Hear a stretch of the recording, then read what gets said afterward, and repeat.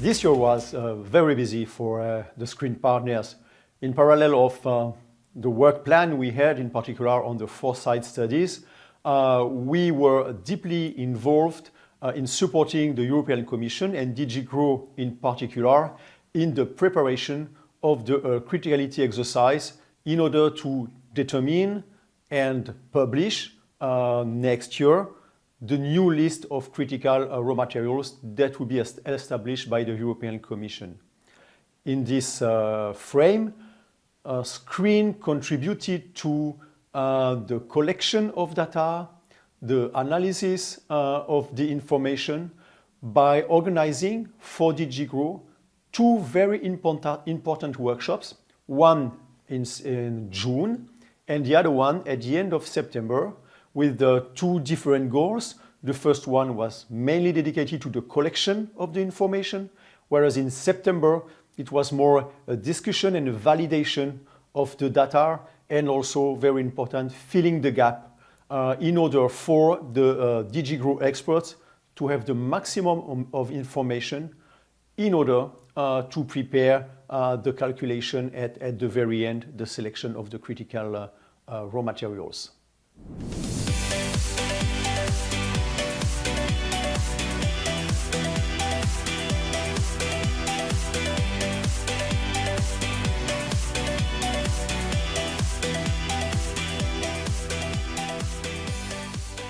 First of all, I would like to acknowledge the great work that was done in the project so far, in particular for developing and strengthening the expert network and the knowledge database, for updating and harmonizing the raw material fact sheets, and for supporting the European Commission and DG GROW in the criticality assessment by organizing various expert workshops, and for developing a specific database for critical raw materials. In the remaining year of SCRREEN 2, we will finalize the last remaining raw material flow sheets on which we concentrated our efforts this year for the next criticality exercise that is due in 2023. We also plan to publish several sector-oriented foresight reports analyzing issues in the value chain, and also carry out a reflection on the CRM methodology. We will continue to flexibly support the European Commission and the DG GROW by organizing a second dedicated workshop in September 2023, and also support the new material system analysis work initiated by DG GROW. In parallel, we will continue working on our communication campaign dedicated to the public at large, and through specific materials and our presence on various social networks. All this work is really vital to the decision makers to foster and implement R&D&I actions, but also to public and private companies to support and launch actions increasing the EU sovereignty and resilience towards external factors. Well, as a message to the critical raw materials community, I would like to say that we are living a crucial moment, a turning point in history. So as we are transitioning from the fossil fuel-driven economy to a carbon neutral economy, social and political awareness is increasing as more and more people are realizing the key enabling role that raw materials play in our everyday life. And disruption of global markets and the supply chains following COVID crisis, combined with the now Ukraine crisis, is really making stakeholders and policymakers acutely aware of these issues.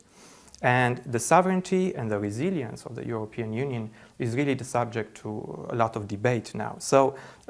in the CRM community, I think we should accompany this transition by providing expert data and advice on various value chains, identifying technology gaps and innovation potential, anticipating future supply and demand in the value chains, and also supporting the European Commission and other decision makers in the definition of common and coherent policies and action plans for reducing our dependence on raw materials for a globally competitive, green and digital Europe.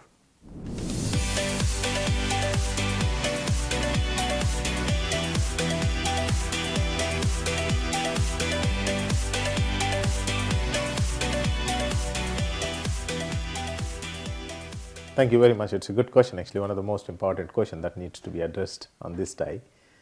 Grundfos is the biggest pump solutions and water solutions company,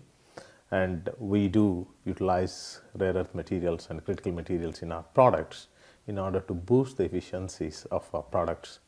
so that the use phase impact will be very minimum. That is the main criteria. Coming to the criticality mitigation aspects, we do establish the partnerships. That's the first thing actually which we do with the reliable partners who has the transparency and integrated sustainability aspects that allows us to do the business with our values, aligning the values of the company. And the second thing is the most important aspect is actually the quantified sustainability assessments are very well done before we assess all the things, before we make the commitments. And the next aspect is actually how we need to look for the futuristic perspectives. These are short-term goals, and the futuristic aspects, the long-term vision is actually completely different than these two what I've mentioned, is actually working closely with our own designs, making sure that actually we will find the alternatives,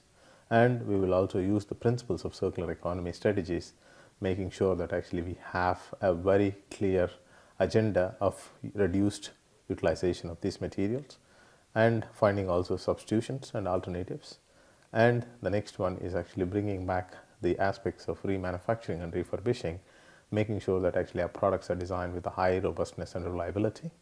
And the last phase, as the partnerships which we have developed in the first phase, will be utilizing us actually to make sure that the recycling is done within the value chain what we have.